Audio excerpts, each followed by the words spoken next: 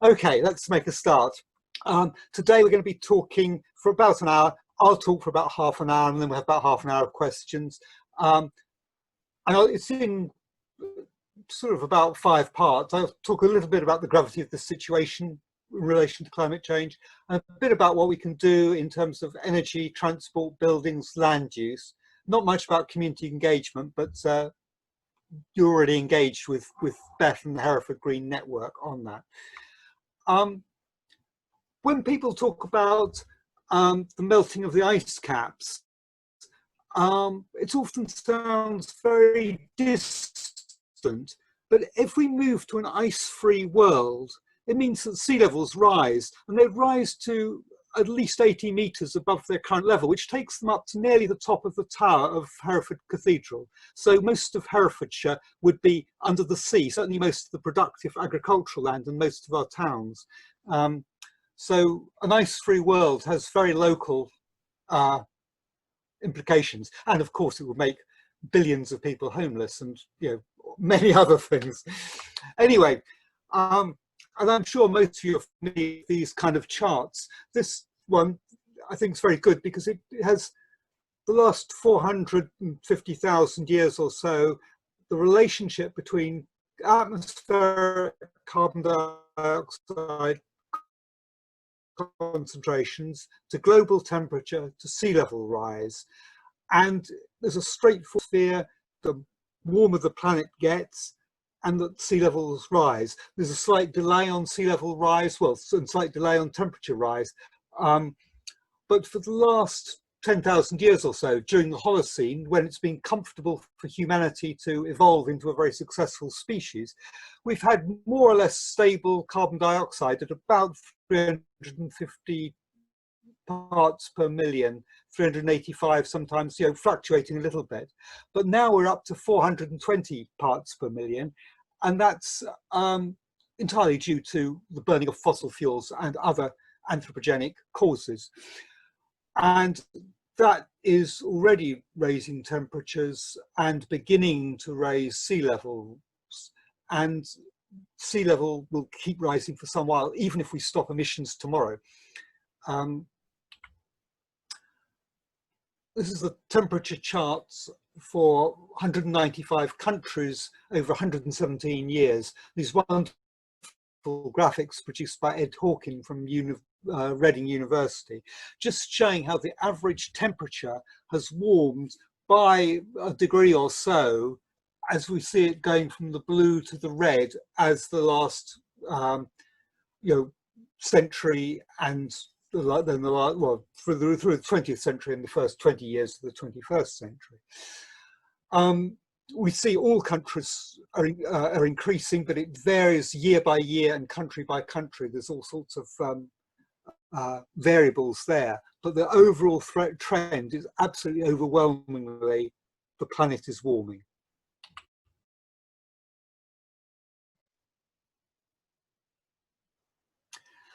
And they're warming more extreme droughts, more extreme floods, more extreme winds, more extreme all sorts of things. There's just more energy in the system, so there's going to be more hurricanes, and in hurricanes in areas we haven't experienced them before, because there's a direct relation between ocean temperature and hurricane formation. And again, lots of these things happen in other parts of the world, but they're also happening right here. And this last winter we had Storm Dennis, where on the River Wye there were 700 tons per second of water flowing down the Wye, and the previous record was 574 tons. So this is a huge 20% increase on the record. Now, records usually only increase by the odd 0.5% here or there, but to increase by that much is quite shocking, and it's inevitable we will get more serious floods in the not too distant future. We don't know exactly when, but we can be pretty sure that they will get worse. So I just want to draw your attention to a couple of quotes here. An old one from Colin Tudge from 2006. The prospects for humanity are somewhere between glorious and dire. It is hard to be more precise. There are an extraordinary number of variables At the moment, we're heading towards a dire future, but we could turn things around. But I think Lauren McLean, a statement which I think is much more nuanced and more accurate. To believe that doom is impossible ignores how terrible climate impacts could get. But to believe that doom is inevitable ignores science, human ingenuity, and the power of movements. And I think that really does sum up the predicament that humanity finds itself in. So our task is really to get carbon emissions down to zero as fast as possible if we want to turn it around from heading towards a dire future to heading towards a glorious future. That's the first order priority. But to do that, we need to change pretty much everything that we're doing. Our systems of farming are highly carbon emitting and are squandering precious resources of topsoil and water. Our systems of consumption are just generating enormous amounts of waste, and fast fashion is one of our fastest and most difficult aspects of pollution to combat. And the way we transport, the way we use transports, for some of it we have technical solutions, but some of it we've just got to stop doing stuff, and that's going to be politically difficult, but there's no other alternative. So we'll look in that in a bit more detail in a minute. But I just want to make a little historical comparison here, that between the slave economy, the economy reliant on jet aircraft, and the economy relying on fossil fuel cars, they were all being considered normal at certain times. Then they gradually became contested, and they will all become universally illegal. I mean, we've seen that process in slavery, and it took a couple of 100 years for it to move from being the absolute bedrock of the British economy and the economy of many places around the world in different ways. Had a devastating effect on many African countries, of course, and many African families, of course. But the effects of the motor car, it's normal at the moment, and yet 7 million people die every year from air pollution, and the main cause of that air pollution is emissions from cars, from petrol, and worse still from diesel. So the use of, I mean, at the moment, ownership of cars isn't illegal, but we are beginning to see restrictions on where you can take a fossil fuel powered car. Many cities like Oslo are planning to phase them out, in the fairly short term, over the next 5 to 10 years. Starting in the city centres, they've now more and more streets are becoming pedestrianised, or just for walking or cycling or public transport. We'll see a lot more of that.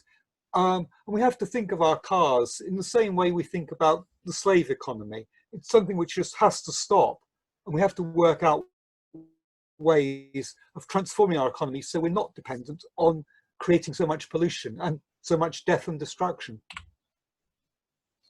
And it's not all doom and gloom. We've achieved some pretty remarkable things, and the decline in coal use over the last decade in the UK has been pretty rapid. It could have been quicker, but electricity generation, I mean, this chart here charts the last 100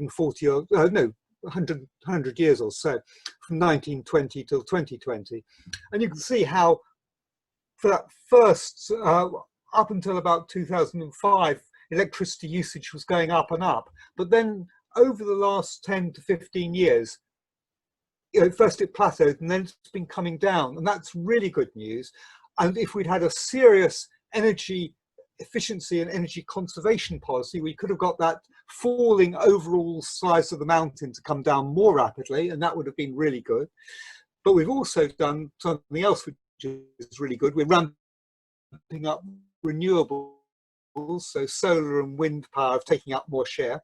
And so with the rising renewables and the falling total demand, we've managed to squeeze out coal. And the next thing to squeeze out will be gas, and probably also nuclear.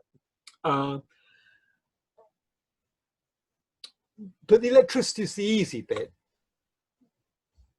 We'll come on to other fuels in a minute, but I just want to look at the effect on Herefordshire's economy, because at the moment we pay out about £380 million a year for energy. We generate tiny amounts in Herefordshire with the odd anaerobic digester and a few solar panels and things, but most of our energy is coming from out of the county, and it's a big drain on the county's economy. And 7 or 8 years ago, I went to a town in Austria called Gussing, which was similar to some of the small towns in Herefordshire, in that it was an aging population, the economy was in decline, and they were wondering what they could do to attract young people back to live in the town, and how they could save money and create jobs. And they looked at renewable energy, and they are now pretty much 100% powered with renewable energy for their electricity and for their heating, and for some of their transport needs, not 100% of the transport as far as I'm aware yet. But they also did it in a very interesting way, which saw increases in biodiversity. And so hence you got the kind of white storks in the middle of that picture, because that was one of their key target species, to increase the biodiversity, and particularly the white storks, and build an ecotourism industry at the same time. And it's an interesting comparison, because Gussing is in Burgenland in Austria, which is quite similar in lots of ways to Herefordshire, similar population density, similar issues of aging population and rural economy. And Gussing's almost identical in size to Bromyard. And in Gussing, they managed to create over 1,000 well-paid jobs. So instead of people migrating out of the town to go off to work, and the young people never came back, now because they've set up all these new jobs in renewable energy and a high-tech industrial park, which is attractive because of the renewable energy, they now have a net employer. So the young people are coming back and moving back into the area, which was one of their main objectives. But at the same time, they managed to reduce their carbon footprint and revitalise their local economy and improve the housing stock. So they did a whole bunch of stuff, which we could replicate in Herefordshire.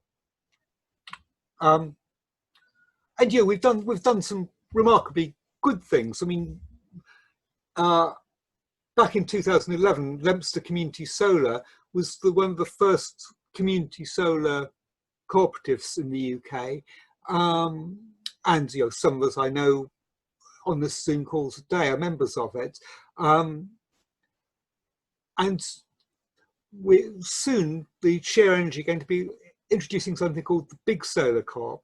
And I'm just wondering if we could get another 10, 20, 100 extra solar co-ops going in Herefordshire over the coming couple of years, and they'd be linked together and centrally administered, unlike the small local co-ops we did to start with.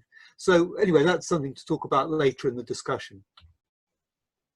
But there's lots of other ways we could reduce our energy footprint in Hereford. And if I was looking at doing a new building housing development in Hereford, I'd want to at least do a feasibility study on whether you'd want to put in district heating and perhaps put a marine source heat pump extracting heat out of the River Wye and using that for heating houses. I mean, this was done in Drammen in Norway by the Scottish company Star Renewables some years back for a city more or less the same size as Hereford, and they connected up the district heating to almost the entire population. I mean, in Britain doesn't usually do district heating on that scale.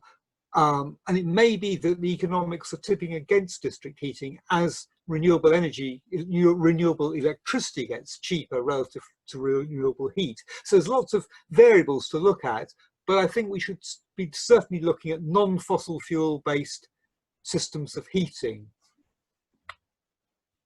And then if we go on to transport emissions, I mean, Britain's been relatively successful at decarbonising its electricity sector. Not as successful as we should have been, but still relatively successful. We've been much, much less successful with nearly all the other sectors of the economy. And transport emissions are now our biggest sector. And how will we get emissions down? Is it going to be through technical innovation or behavioural change, taxation, whatever? And are we moving into an age where air travel becomes socially unacceptable? you know, in Sweden, Germany, what they call the Greta Thunberg effect. You know, even before coronavirus, people were shunning flying because it was seen as morally reprehensible. So, you know, quite interesting. We'll just see if that becomes more of a trend in the future. Because air transport is one area where it's really, really difficult to reduce carbon emissions. We can do very short flights with very small light aircraft by battery electric planes, but for long haul flights, it's a long, long way off to get any kind of renewable technology onto flights. In the long run, we'll make synthetic fuels from hydrogen, but that's some decades away, probably. So we can't rely on it, and we will have to mothball airports in the intervening time because we can't keep flying in the way we are. And actually, British people fly on average more than any other population in the world, which is something I just learned today. But with other forms of transport, we can do a lot with electrification, and all these vehicles are battery electric powered. So this ferry is in Norway, the Ampere came into service in 2015, is battery electric, and it's much cheaper to run, much lower emissions, charged with renewable energy from hydro. It's actually, because it's been such a huge cost saving, because it only costs £5 to refuel the whole ferry to transport 100 and something, 130 odd cars and loads of people. So it's, it's way cheaper than a diesel fuel one and much cleaner. So now short ferry journeys in Scandinavia are switching to battery electric shipping at a very quick rate. Whether it'll ever the Isle of Wight, but we haven't yet doing it in the UK, but we could do. And in a few years' time, we might be able to do the Dover to Calais run by battery electric boats. And that would be really, really important because shipping emits, it's not just carbon emissions, but it's sulfur dioxide emissions, which are a tremendous health problem wherever you get boats, ships like cruise ships in cities like Barcelona or Venice or London, terribly polluting. Buses, we can get rid of diesel buses and switch to battery electric ones with photovoltaic panels on the roof. I mean, the city of Shenzhen in China, which is a huge city, twice the size of London, it's got 16,000 electric buses now. Nearly all with photovoltaic roofs, like this line of them here. And with cars, we can switch to electric ones, and there's a Tesla, is the silver one in that photograph, but more interesting is the one above, the Sono one, which is set up by a tiny little startup company from Germany, but which has embodied photovoltaic cells in the whole of the roof, the doors, all of the panels. So all of the black surfaces you can see on that car are all absorbing solar electricity. So it charges it as it's parked or as it's driving, just slowly, but it is gathering electricity while in use, which is a very interesting concept. But it's not just battery electric. We will see the rollout of hydrogen fuel cells, shipping, trains, trucks, cars. Some of you may know about the River Simple hydrogen fuel cell car, which is getting a lot of rave reviews as the world's most ecologically sustainable form of personalised transport. The best car you could drive. Very lightweight, very low emissions, and they're not going to sell them. It's all going to be leased. So that adds to the sustainability, because selling things always implies built-in obsolescence, implies end of use problems. Whereas if you're leasing something, it's the responsibility of the manufacturer to reuse all the components to make and to build in durability. Anyway, that's the River Simple car. Our train lines in Herefordshire going to Birmingham and up to Leominster and Ludlow and down to Newport, they're prime candidates to switch to hydrogen fuel cell trains, which have been developed. They're in service already in Germany. Both Siemens and Alstom are competing with each other to be the first commercial producers of them. But the University of Birmingham is doing really interesting research on hydrogen fuel cell trains, and we in Hereford should be making sure that the line from Hereford to Birmingham is one of the first ones that gets that treatment. We can do hydrogen fuel cell shipping. At the moment, it's mainly prototype things like this Energy Observer, which are really interesting and exciting vessels in their own right, but it's small scale, it's research and development. We will see large international cargo boats, these carrying containers from China to Europe and so forth. They will switch to hydrogen fuel cell eventually, but how long that will take, I'm not sure. But it's, we have the technology, but it hasn't really been rolled out yet. It'll be 5 to 10 years, I would guess, before we start seeing many of them. We've got to get all the hydrogen economy up and running at the various ports, and that requires a big ramping up in renewable energy and in electrolyzer use to switch to make hydrogen out of surplus renewable electricity. The bottom left corner there is the new Nikola hydrogen fuel cell truck, which is just going into production in the United States. I think that'll be, once they start selling, I think they'll really replace diesel trucks because they're so much cheaper to run and cleaner. And in urban areas where local councils are trying to reduce pollution, they can ban diesel trucks once there's an alternative, and that alternative will be hydrogen fuel cell trucks for long distance or lightweight battery electric vans for short journeys. Oh, but it's not all about high tech. These little cycling minibuses have really taken off in Holland, France, Belgium, Germany, and if we introduced zero car use anywhere near our primary schools and allowed kids, allowed the road space to be given over to vehicles like this, most children should be able to arrive by school by bicycle, either under their own power or on these collective cycling minibuses. Apparently the kids really love them, and they're much safer, and cuts down air pollution, cuts down traffic accidents by schools. And it gets kids fitter because they're getting some fresh air and exercise while they're going to school. And then if we look at urban street space, I'm sure many of you have seen slides like this, but the top left photograph is you've got 200 people in 170, same people without the cars. There's a lot of space between them because the space is mainly taken up by the cars, not by the passengers. And then if you see that same number of people on bicycles, they fit into 1 out of those 5 carriageways. And then if they're on 3 buses, they'd fit into even a shorter length of that same carriageway.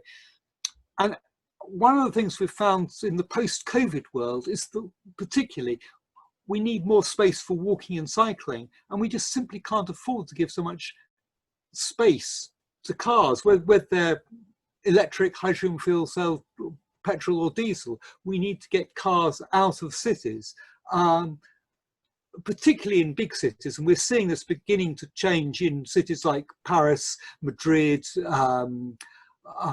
Milan, Oslo. Many cities are really beginning to restrict car use, and I think we should be doing it in Hereford, and maybe even a bit in some of the market towns, although the smaller places, your options of how much you can reduce car accidents more limited. But on the other hand, a lot of those small places are really easy to make walking and cycling accessible. Certainly in Hereford, I live in central Hereford, and pretty much anywhere is accessible by walking and cycling. It's many years since I last used a car to get anywhere within Hereford. And then if we come on to planning, how we lay out our new developments is really important. If we lay them out to maximize solar gain and minimize car dependency, through that planning process, we can cut our carbon footprint. And then we want to do them to passive house standards, super insulated, look at the embodied energy in construction, more construction with wood and less construction probably with concrete. And it is possible to have negative energy bills so that each house generates its own electricity, including its own heating and transport fuels, and also can sell electricity to the grid. I was teaching an evening class a few years back, and I had a couple of people in my class who actually already lived in houses which were like that, where they had negative energy bills. Of course, they were all self-built because no commercial builder is building to that standard yet. But it's entirely possible, and a few of the best builders are beginning to move in that direction. But whenever you're building a new building, we should think of setting its aspirations as high as possible, and thinking not just in terms of individual buildings, but whole layouts of how we do new developments. And if we're going to build a lot of new houses in Herefordshire over the coming decade or two, let's get them all to be zero carbon and energy positive, generating more energy than they use. It's all entirely possible from a technical point of view, but nowhere in Britain's doing it on a big commercial scale yet. But why? Let's put Herefordshire on the map. Let's do it. And now I just want to finish off by talking a little bit about farming, because there's so many opportunities to do things better. I don't know how many of you come from rural parishes, but how we farm at the moment, pretty much all of our farming systems are unsustainable. We plough far too much. We're losing far too much topsoil. We're using far too many chemicals. We're causing the loss of wildlife on a prodigious scale. But there's so much we can do through rewilding and through multi-species grazing to regenerate the soil, and through growing a wider variety of crops, growing them in multicultural ways, multi-cropping, lots of different crops all mixed in together. There's lots of good examples emerging. I mean, Knepp Farm, probably most of you have heard of, that's done amazing things with rewilding. One of my favourites is White Oak Pastures from Bluffton in Georgia and United States, where they've really gone to the extremes of trying to build soil fertility through grazing animals, but grazing at least 7 or 8 or 9 different species. So you have your cattle, your goats, your sheep, your pigs, ducks, hens, turkeys, and you rotate them round very carefully so as you're always building up more soil carbon. And interestingly, the university did a comparison between their beef burgers and vegan burgers, and theirs came out lower carbon than any of the vegan burgers, which was quite a revelation to some vegan friends of mine. But it's not how you farm cattle, it is how you farm cattle. It's not the cows are necessarily bad, but we just need to farm them in quite different ways than we have been recently. And I don't know, some of you might have come across this wild east that's just come into the news in the last couple of days, where 3 large landowners in East Anglia have decided that they want to wild 20% of their farms, but they want all the farmers, landowners, gardens, graveyards, industrial estates, everyone who owns land in East Anglia to join them to make so that instead of visiting a nature reserve, you actually live in one. They want the whole of East Anglia to become a nature reserve. But it doesn't mean giving up on productive agriculture, but it does mean setting quite a lot of this aside where you're really giving nature a lot of space. But where we do farm, we may need to farm profoundly differently. And there's some really interesting things going on with hydroponics, and Wageningen University in Holland is doing lots of good pioneering work on how to use less water, less chemicals, less artificial heat, but get higher crop yields by doing some very sophisticated things with temperature control and using recycling the nutrients, recycling the water, using renewable energy and energy storage within greenhouses, and trying to optimize temperatures so that they're within ½ a degree of optimum growing conditions for whatever crop you're growing at all times. Really interesting stuff, and some of the yields they're getting are quite phenomenal. So it's really interesting that Holland, which is one of the most densely populated countries in the world, which you'd think would be a food importer, is actually the world's 2nd biggest food exporter. and they're the world's biggest exporter of salad crops. So it's just very interesting how they've done it, and how they're continually trying to improve how they're doing it. So I think there's lessons there to learn. And this bottom slide is from an organisation called Gotham Greens, and this is actually on the roof of a supermarket. And what they're doing is going into partnership with supermarkets across the United States to build big greenhouses on the roof, especially when you're designing a new supermarket. Why would you put slates or tiles or anything on the roof? Why not put a greenhouse on there? And then all the crops you're growing in the greenhouse, you can sell through the supermarket below. So your food miles are cut down to food yards. And I think we will need to eat more fruit and veg and locally grown, very, very fresh crops. And that's the most efficient way and the healthiest way of feeding a growing population. So anyway, that's me done.